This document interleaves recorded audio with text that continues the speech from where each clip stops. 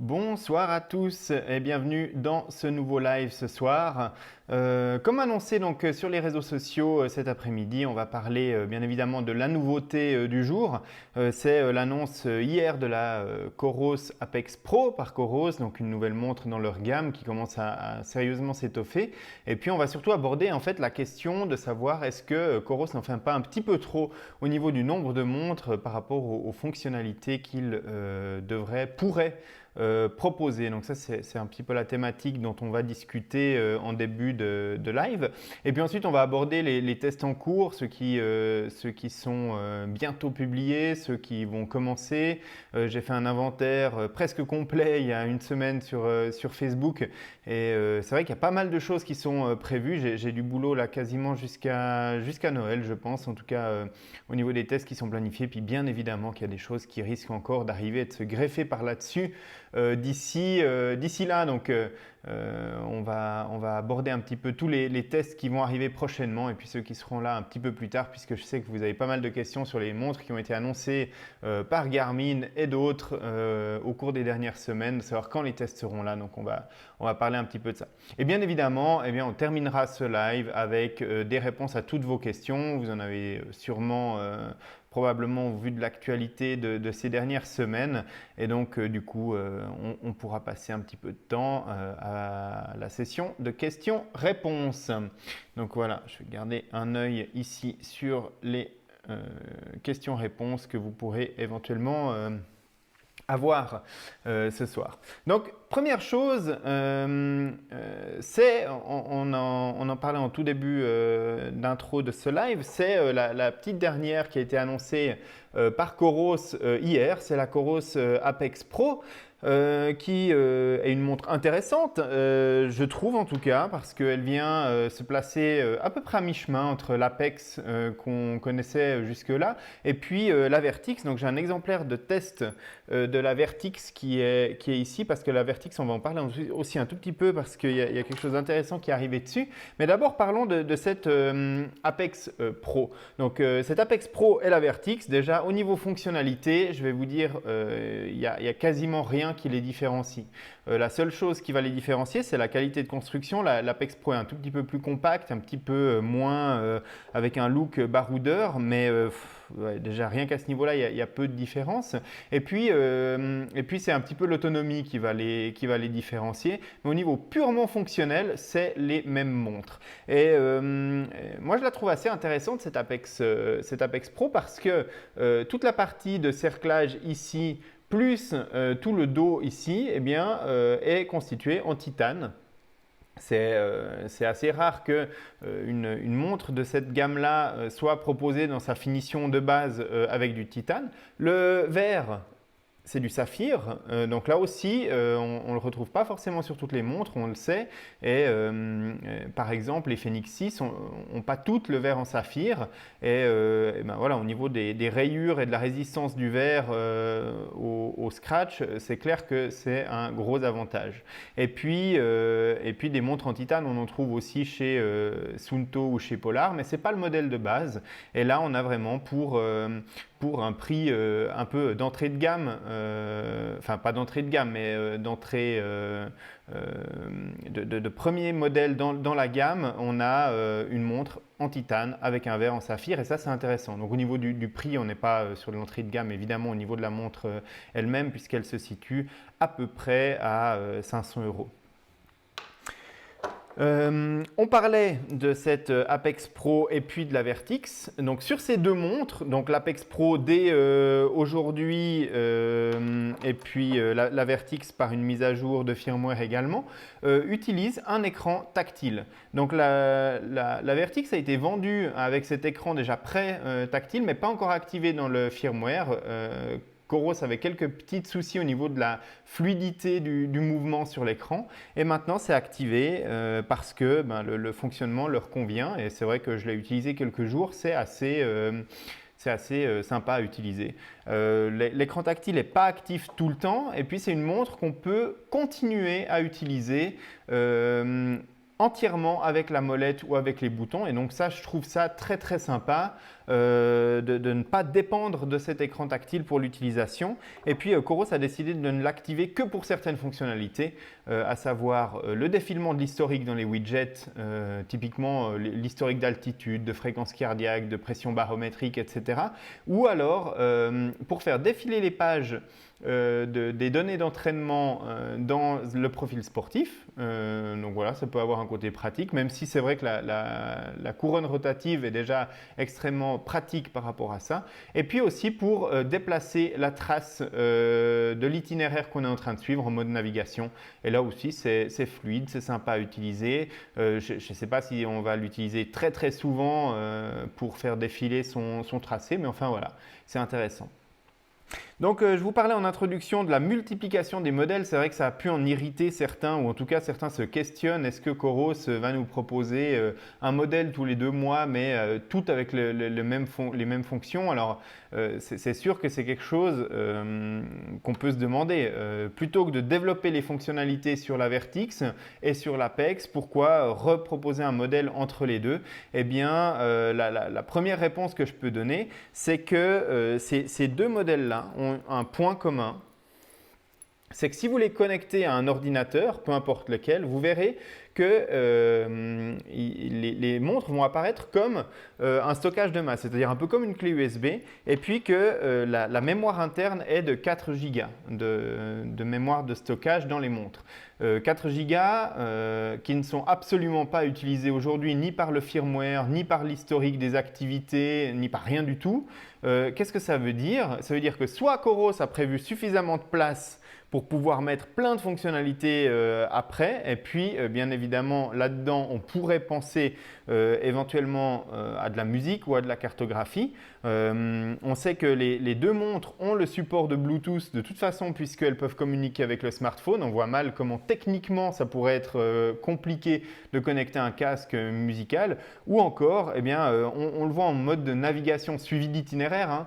La montre est fluide, l'itinéraire est extrêmement réactif. Alors vous me direz qu'un fond de carte et un itinéraire, ce n'est pas tout à fait pareil, mais peut-être qu'il y a quelque chose qui est prévu pour l'avenir. Donc peut-être que si Coros a sorti cet Apex Pro par rapport à l'Apex normal qu'on connaissait avant, eh bien c'est tout simplement pour pouvoir prévoir le terrain pour des fonctionnalités futures. En tout cas, c'est ce qu'on espère évidemment, parce que si il n'y a pas de cette différenciation qui va venir entre l'Apex et l'Apex Pro, c'est vrai que celle-ci, qui est quand même plus chère, eh bien, ne représente qu'un intérêt mineur, parce que hormis le capteur cardio derrière qui est d'une autre génération et puis qui contient celui-ci, celui de l'Apex Pro, le capteur de saturation d'oxygène, eh bien, il n'y a pas de grosse différence de fonctionnement entre l'Apex et l'Apex Pro. Donc voilà, probablement, je pense que c'est le plus gros différenciateur. Il n'est pas mis en avant par Coros lors du lancement de cette Apex Pro, tout simplement peut-être parce qu'ils ne sont pas encore prêts au niveau des fonctions qui pourraient exploiter cette mémoire, ce stockage qu'il y a dans la montre supplémentaire, qui pourrait très probablement amener des fonctionnalités intéressantes à l'avenir. Donc pourquoi pas voir arriver de la cartographie OpenStreetMap sur la Vertix et l'Apex Pro dans un proche avenir. Et puis on sait que vous êtes nombreux à vous questionner sur l'évolution du logiciel de Coros, sur des attentes comme par exemple la possibilité de créer des entraînements fractionnés plus complexes que ce qu'on peut faire maintenant avec cette Coros Apex ou cette Coros Vertix. C'est vrai que c'est un petit point faible hein, pour ces montres-là. Et puis aussi de pouvoir définir ses propres profils sportifs. On sait que aussi de nombreux sportifs aiment aller se promener sur un vélo de gravel ou de VTT ou autre activité que du vélo pure route ou triathlon, et puis de pouvoir différencier un petit peu ces différents profils de vélo. Là actuellement, il n'y en a qu'un, enfin il y en a 2, il y en a un de vélo normal et puis un de vélo d'intérieur, mais on ne retrouve pas cette différenciation qu'il peut y avoir sur les autres montres entre VTT et puis vélo de route, ou même créer ses propres profils pour ses besoins, et ça c'est un petit peu dommage. Mais Pour l'instant, moi, j'ai quand même beaucoup d'attentes et beaucoup d'espoir par rapport à Coros qui puisse vraiment devenir une réelle alternative aux montres qu'on connaît sur le marché. Et bien évidemment, on pense en tout premier lieu à Garmin pour qu'au niveau fonctionnel, ils arrivent à quelque chose de très intéressant dans les 2-3 prochaines années. Et on sait que ça va être très difficile de combler tout le gap, hein. Garmin aujourd'hui, c'est une machine de guerre. Ils engagent des gens spécialistes dans chaque domaine pour développer des fonctionnalités très spécifiques. Je voyais encore l'autre jour sur le site de Garmin dans les propositions de job aux États-Unis. C'est assez marrant de consulter ces pages régulièrement parce que ça donne des insights, ça donne des informations un petit peu sur les directions dans lesquelles vont les marques.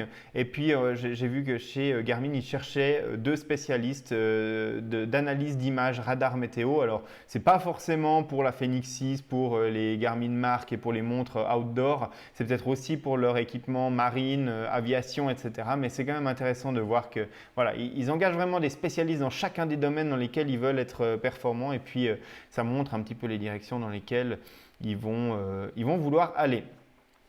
Donc chez Coros, cette Apex Pro qui vient vraiment combler peut-être le gap qu'il y avait entre l'Apex et la Vertix. La Vertix, c'est vrai que c'est une montre aux finitions haut de gamme, hein. Là aussi, on a un dos qui est en titane, on a un cerclage qui est en titane, on a un boîtier qui est en polymère renforcé. Donc c'est à peu près le même schéma de principe, hein, que les Garmin Fenix. Par contre, c'est vrai que quand on prend la Vertix en main, même par rapport à la Fenix 6 ou la Fenix 5 Plus, on sent que la Vertix est plus légère, hein.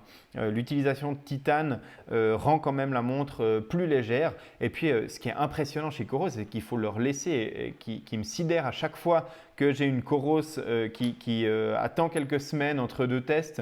Et puis, la batterie ne se décharge pas, c'est juste impressionnant. Et puis, de nouveau, hein, pour rappel, vous trouvez toutes les informations techniques sur cette Coros Apex Pro sur nakan.ch évidemment. Et puis, sur la chaîne YouTube, j'ai fait une petite vidéo qui récapitule la différence qu'il y a principalement entre l'Apex et puis ce qu'il y a de nouveau sur cette Apex Pro. Et eh bien, vous vous rendez compte sur cette vidéo et sur le site que l'autonomie de l'Apex Pro est de 40 heures en GPS. Donc ça surclasse la Fenix 6. Ça vient juste derrière la Fenix 6X.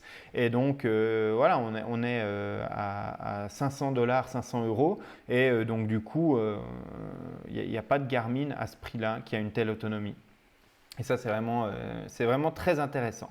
Donc, est-ce qu'il y a déjà des questions peut-être par rapport à cette Coros Apex Pro ou alors en général chez Coros? Est-ce que ça vaut la peine de changer de Garmin Fenix 3 vers une Coros? Alors, c'est vrai que moi, je pense qu'une Vertix comme celle-ci, à très peu de choses près, elle est équivalente en termes fonctionnels à une Fenix 3 avec une simplicité d'utilisation qui est un petit peu plus grande chez Coros parce que, par exemple, on peut personnaliser ses écrans de données sportifs sur son smartphone et glisser ses champs de données très facilement sur son smartphone plutôt que de le faire directement depuis la montre. On a une qualité de construction qui est meilleure, donc avec du titane et du saphir pour la Vertix. On a un capteur de SPO2, on a un capteur de cardio optique qui est quand même d'une plus grande génération que celui qu'on trouvait sur la Fenix 3 HR, même si celui de Coros n'est pas parfait. Il n'y en a pas beaucoup d'ailleurs qui sont parfaits. Mais moi, je pense que pour remplacer une Fenix 3, c'est une excellente montre. La seule chose, moi, qui me retiendrait de vraiment switcher sur cette Vertix comme montre principale pour m'entraîner, et j'en ai déjà parlé à Coros et je les sens un tout petit peu réticents par rapport à ça, mais pourtant, ce ne serait pas un effort considérable à faire, c'est le support du Stride pour la course à pied que j'utilise. J'utilise ces métriques de puissance et encore plus depuis que j'ai le Stride qui est compatible avec le vent. Et donc, du coup, c'est vraiment le dernier point technique qui pourrait me retenir de l'utilisation de cette Vertix comme montre d'entraînement principale. Donc vous savez probablement si vous êtes un fidèle des lives et du blog que en ce qui me concerne maintenant, j'alterne. Mes deux montres principales pour m'entraîner sont la Vantage V et la Fenix 6. Donc voilà les deux que moi j'utilise. Je pourrais vraiment inclure dans ce tournus, dans ce processus avec grand plaisir la Vertix. D'ailleurs, j'ai utilisé la Vertix quand je suis parti sur le Grand Raid parce que tout simplement, elle me donnait une sécurité au niveau de l'autonomie qui était plus grande que les deux autres montres que j'ai citées. Alors même si les deux autres montres font entre 20 et 30 heures de GPS, eh bien, je pars vraiment beaucoup plus confiant avec une Coros au poignet parce que je sais que celle-ci, quand je vais arriver à la fin de l'épreuve, elle sera toujours à 80% de charge, quoi. Après 7 heures de GPS, non, j'exagère peut-être un tout petit peu, mais elle sera largement au-dessus de 50% et vraiment très largement, plus proche de 80 que de 50. Donc voilà, c'est vraiment juste cet aspect-là, autonomie. Et si je dois partir une fois pour un trek ou une course super longue, probablement que la Vertix sera à mon poignet. Penses-tu que Coros sorte un modèle X comme Garmin d'un diamètre de 51 mm voire plus? Alors actuellement ils en ont absolument pas parlé, donc pour l'instant je ne pense pas que c'est dans les bacs. Je pense que la Vertix existe pour l'instant que dans un seul format et c'est le format qui est équivalent. Alors attendez, si je débranche juste là ma Fenix 6. Je vous montre côte à côte. Voilà donc les deux montres côte à côte. C'est le même format. Donc si on prend la Fenix 6X qui sera un peu plus grande que celle-ci, eh bien elle sera plus grande que la Vertix. Et pour l'instant, je n'ai pas de nouvelles de Coros qui indiquent que des variantes de Vertix puissent sortir. On sait que Coros aime bien changer un petit peu ses modèles régulièrement en termes de couleurs, de construction, enfin de coloris des métaux du boîtier. Donc actuellement, on connaît les 4 couleurs qui sont disponibles pour la Vertix. Ce n'est pas impossible à l'avenir qu'il y ait d'autres coloris qui arrivent, mais je ne pense pas, en tout cas, je n'ai pas d'informations sur le fait qu'il y ait une Vertix X-like qui sorte. Rechargeable en courant, oui, on peut recharger les montres Coros pendant l'enregistrement GPS. Et puis avec la mise à jour qui a été apportée hier, en même temps que la sortie de l'Apex Pro, donc l'Apex Pro et la Vertix le supportent maintenant les deux, c'est que si je démarre une activité GPS de longue haleine, par exemple mettons un trail sur plusieurs jours, hein, on sait que la Vertix on pourrait l'utiliser largement pour ça puisqu'elle a une autonomie record, eh bien je peux, comme sur la Garmin Fenix, en fait, dire je ne mets pas fin à mon activité, mais je veux la reprendre plus tard. La montre se remet en veille, on revient sur le watch face, on n'utilise plus de batterie pour le GPS. Et puis, dès que je veux repartir après mes 2 heures de sommeil, par exemple, dans mon épreuve, eh bien, je redémarre et je reprends mon activité où j'en étais avant. Donc, oui, recharge pendant l'activité sportive et maintenant, on peut suspendre l'enregistrement GPS et reprendre le même fichier un petit peu plus tard.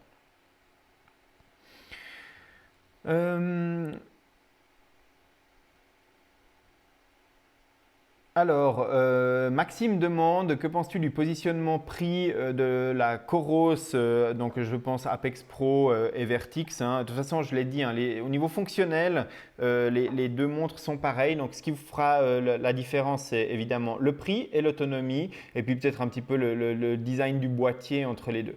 Mais en gros, le niveau fonctionnel est le même. Alors, est-ce que Fenix 6 ou une de ces deux Coros? Alors ça dépend des fonctionnalités qu'on souhaite utiliser. Je vous disais que ces deux, la Vertix et l'Apex Pro, sont munis de 4 Go de mémoire. Ça voudrait dire qu'on peut voir apparaître à l'avenir de la cartographie ou de la musique dessus. Techniquement, il n'y a pas de limitation sur la montre. La seule limitation, c'est que c'est actuellement pas implémenté dans le logiciel de Coros.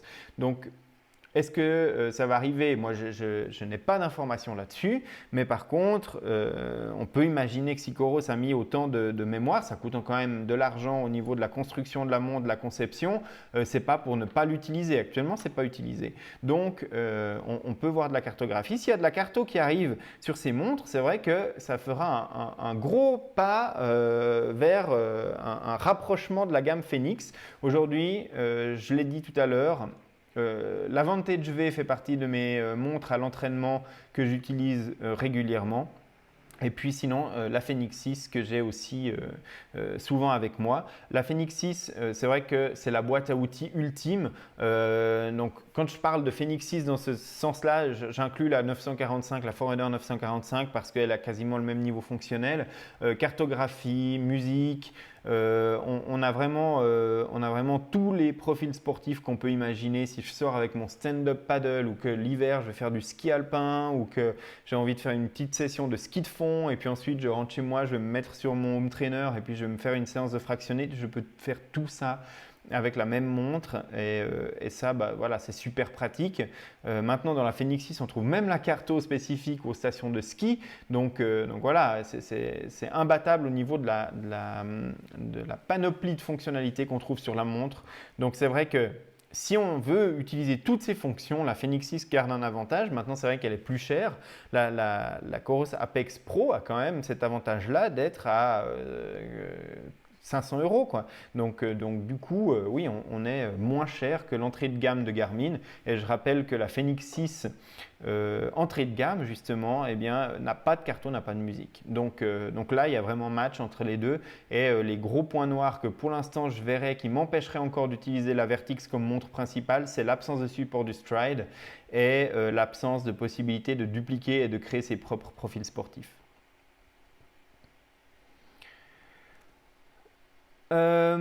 Julien, en parlant de grand raid, je pars au Népal fin octobre, tu me prêtes la Vertix. Julien, si tu passes dans la région de Lausanne en Suisse avant de partir pour ton raid au Népal, je te prête ma Vertix pour partir faire ton raid avec grand plaisir.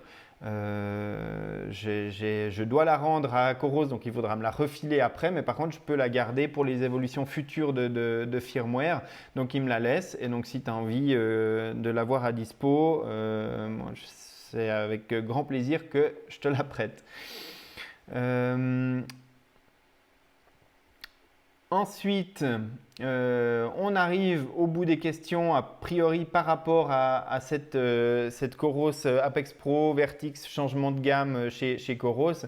Voilà, on va conclure sur le fait qu'il ne faudrait pas que Coros sorte trop de modèles. On sait, chez Garmin, ça devient un petit peu la foire d'empoigne tellement il y a des modèles qui sortent de partout, des déclinaisons de montres dans tous les sens.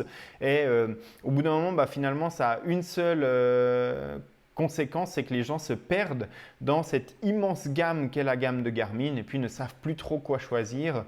On a des fonctionnalités qui se recoupent tellement entre les Vivo Active, les Forerunner d'entrée de gamme, entre la 945 et la Phoenix. Et donc du coup, on ne sait plus trop où donner de la tête dans cette gamme. Donc voilà. C'est quelque chose que j'ai remonté chez Coros, c'est faites attention à ne pas noyer non plus vos clients sous des montres qui sortent toutes les 3 semaines. D'une part, c'est frustrant pour les gens qui achètent votre montre haut de gamme de voir qu'il y en a une autre qui sort dans les X jours. Et puis après, concentrez-vous aussi un petit peu sur le développement de fonctionnalités et puis essayez de restreindre ce gap qu'il y a avec les autres montres du marché parce qu'actuellement, les montres Coros sont vendues quand même à des prix assez hauts par rapport au niveau fonctionnel de ces montres, par rapport à une Phoenix par exemple qui quand même en fait un peu plus, voire beaucoup plus.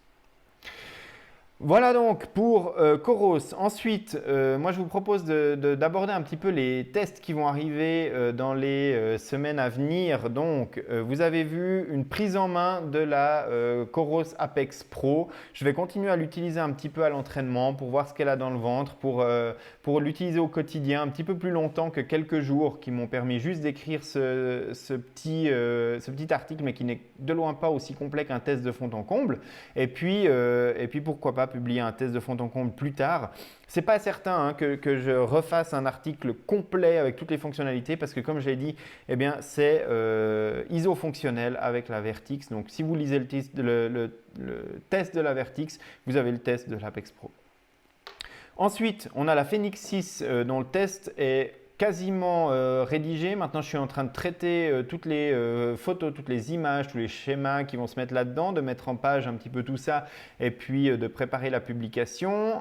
J'avais comme objectif de le mettre en ligne demain soir. Ça ne va pas pouvoir se faire parce que ce n'est pas encore fini. Donc, du coup, je pense que ça va être repoussé à lundi ou mardi la semaine prochaine parce que ce week-end, j'ai une compétition en Italie, un Half Ironman. Et donc, du coup, ça va me prendre un petit peu de temps et voilà, j'ai je crois 200 photos à trier, à traiter et à intégrer dans l'article. Alors je ne vais pas les intégrer les 200, mais c'est un petit peu la masse de photos que j'ai fait au cours de ces dernières semaines en utilisant la Phenix 6. Et donc du coup, voilà, ça va me prendre un petit peu de temps de trier tout ça et puis de mettre ça en page et de publier ça. Donc test de la Phenix 6 en ligne, je vais vraiment essayer de faire ça pour lundi ou mardi la semaine prochaine. Voilà. Que ce soit en ligne. C'est un test que j'ai essayé de faire le plus complet possible. Il y a plein de comparatifs de traces GPS, de cardio. Il y a vraiment toutes les nouvelles fonctions qui sont décortiquées. Je repasse même en revue les fonctions qui existaient déjà sur les montres précédentes mais qui méritaient probablement un refresh. Et puis voilà, donc vous retrouverez vraiment tout ce qu'il y a à savoir sur la Phenix 6, les fonctionnalités propres à la Phenix 6X Pro Solar seront mises à jour plus tard parce que je n'ai pas encore reçu la 6X Pro Solar en test et donc du coup j'avais prévu de faire quelques tests d'autonomie, un petit peu des tests spécifiques par rapport à cette version-là de la Phenix. Ça viendra un petit peu plus tard, mais c'est vraiment juste cet aspect alimentation batterie et puis peut-être un petit peu la taille de la montre, etc. qui vont être publiés plus tard dans le test. Mais sinon, tout le reste sera dans le test de fond en comble la semaine prochaine. Ensuite, après ça, j'ai les Edge 530-830 qui sont également sur mon vélo, là, toutes les sorties que je fais. Alors, je prends parfois l'un, parfois l'autre parce qu'on sait qu'énormément de fonctions sont partagées entre les deux. Et puis, ça sera publié probablement la semaine qui suit la publication du test de la Phenix 6, voire un petit peu quelques jours après, parce que là encore une fois, le test des fonctionnalités est bien avancé. Le nombre de photos que j'ai est également largement, je pense, suffisant pour alimenter le test.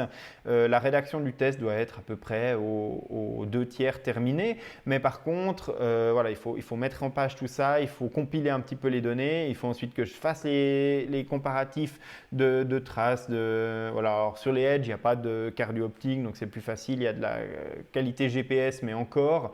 Et puis, il y a 2-3 détails sur les métriques, notamment propres au VTT, que j'ai envie de tester encore un petit peu plus. Et donc, du coup, voilà, ça va arriver plus tard. Et puis,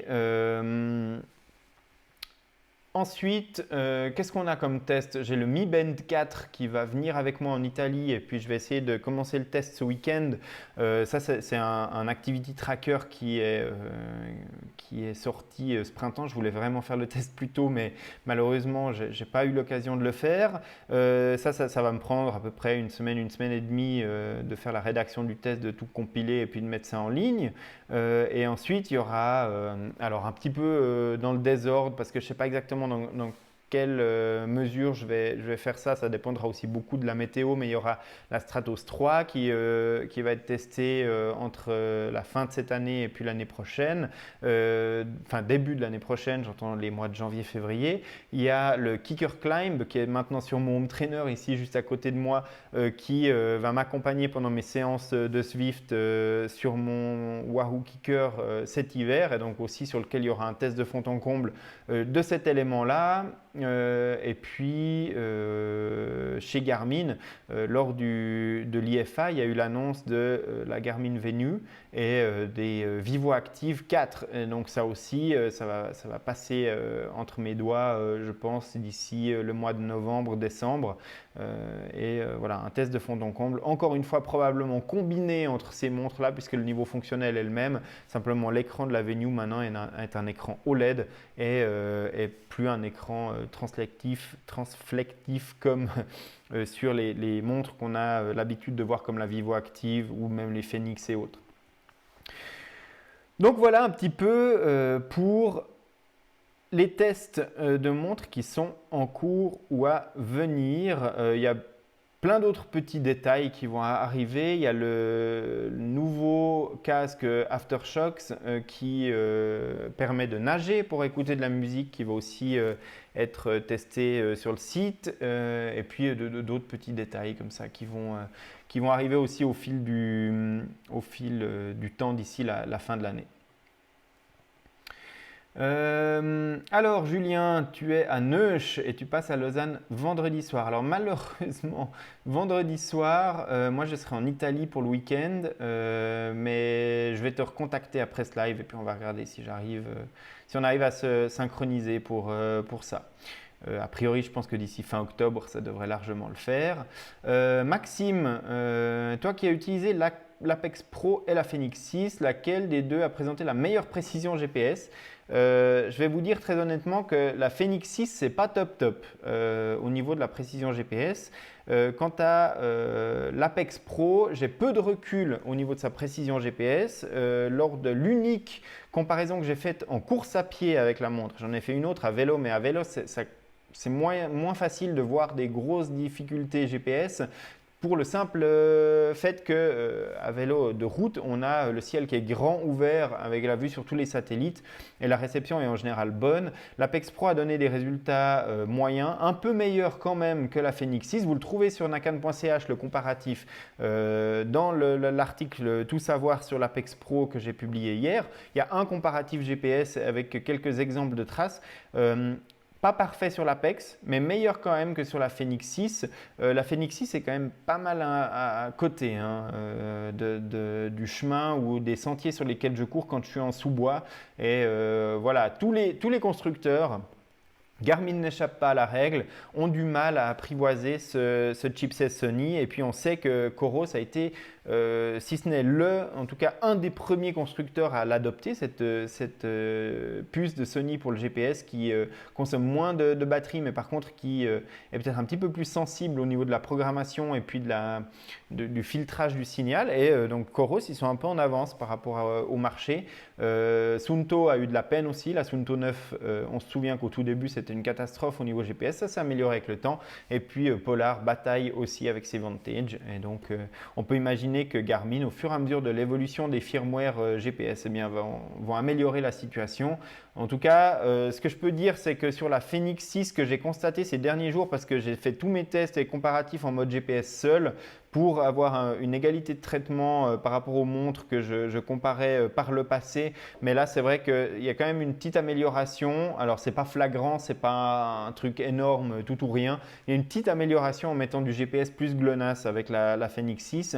Galileo ne semble pas améliorer grand-chose par rapport à GPS, mais il faut savoir que l'implémentation de Galileo est au niveau du nombre de satellites qui sont dans le ciel et au niveau du traitement du signal n'est pas encore tout à fait terminé. Donc à voir une fois que toute la constellation sera pleinement opérationnelle.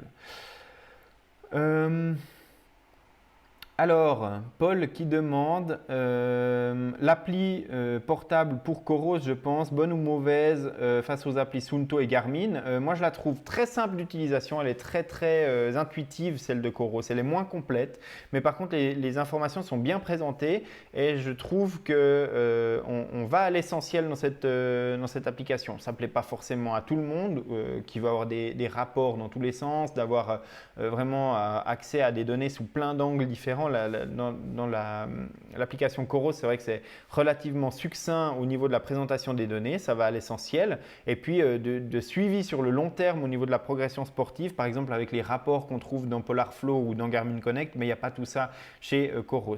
Pour se faire une idée du fonctionnement de l'app, j'ai publié une vidéo sur la chaîne YouTube il y a quelques temps cet été qui passe en revue en fait toute l'application Coros. C'était avec la Vertix et puis ce sera exactement pareil avec l'Apex Pro ou les autres montres de Coros. On retrouve les mêmes fonctionnalités au niveau de l'app. Donc voilà un petit peu au niveau des questions que vous aviez ce soir. Donc voilà, j'ai encore fait ce soir un comparatif en eau libre. Je pense que c'était le dernier de la saison, en tout cas autour de chez moi, avec la Phénix 6. Au niveau GPS, la Phénix 6 est quand même meilleure dans l'eau, en eau libre, que les générations précédentes de Phénix, notamment la Phénix 5 Plus. J'ai encore une fois une trace qui était meilleure avec la Phénix 6, mais surtout ce qui m'intéressait ce soir, c'était la précision du cardio optique dans l'eau. Alors malheureusement pas de miracle, hein. Ça confirme les 2 tests précédents que j'avais déjà fait avec en référence la ceinture HRM Tri. La Phénix 6 a tendance, tout comme un petit peu la Forerunner 945 quand j'avais testé le firmware bêta dans l'eau, à surestimer un petit peu la mesure de fréquence cardiaque, voire même parfois beaucoup dans l'eau, alors que ce soit en piscine ou en eau libre, hein. Ça se confirme, le capteur Elevate qui est actif dans l'eau donne bien un schéma, donc une évolution de la courbe qui est conforme à celle mesurée par la ceinture. Par contre, il y a quand même régulièrement 15 ou 20 battements de plus, ce qui est quand même beaucoup, en tout cas chez moi. Donc voilà. Je vous remercie d'avoir participé à ce live ce soir. C'était un plaisir encore une fois. Vous retrouverez également sur le site les comptes rendus des différentes compétitions que je vais faire au cours des 2 prochaines semaines. Et puis ça me permettra de mettre en situation réelle cette Phénix 6 sur un triathlon pour voir un petit peu ce que ça donne. Et bien évidemment, je vous retrouve sur la chaîne YouTube avec grand plaisir. J'ai pas mal bossé sur l'alimentation en vidéo de la chaîne YouTube au cours des dernières semaines. Donc, il y a pas mal de vidéos. Si vous ne les avez pas forcément vues, allez vous inscrire à la chaîne et puis regarder un petit peu ce que je vous propose comme vidéo. Surtout si vous attendez le test de fond en comble de la Phénix 6 parce qu'il y a pas mal de fonctions que j'ai déjà testé en vidéo et qui ont été publiées dessus, notamment la fonction Pace Pro, notamment tout ce qui a trait à la gestion de l'alimentation et de la préservation de la batterie sur la Phénix 6. Garmin a fait pas mal de boulot là-dessus. Et puis la présentation des widgets et d'autres petits détails sur cette Phénix 6. Donc voilà, je vous invite à aller jeter un coup d'œil sur la chaîne YouTube et puis sur nakan.ch très bientôt hein, pour tous les tests qu'on a évoqués et sûrement plein d'autres que j'ai oubliés mais qui sont actuellement en cours d'élaboration ou alors qui vont démarrer dès que les prochains seront publiés. Je vous remercie toutes et tous d'avoir participé à ce live ce soir encore une fois et puis je vous donne rendez-vous très bientôt pour le podcast la semaine prochaine et un live dans 2 semaines. Bonne soirée à tout le monde.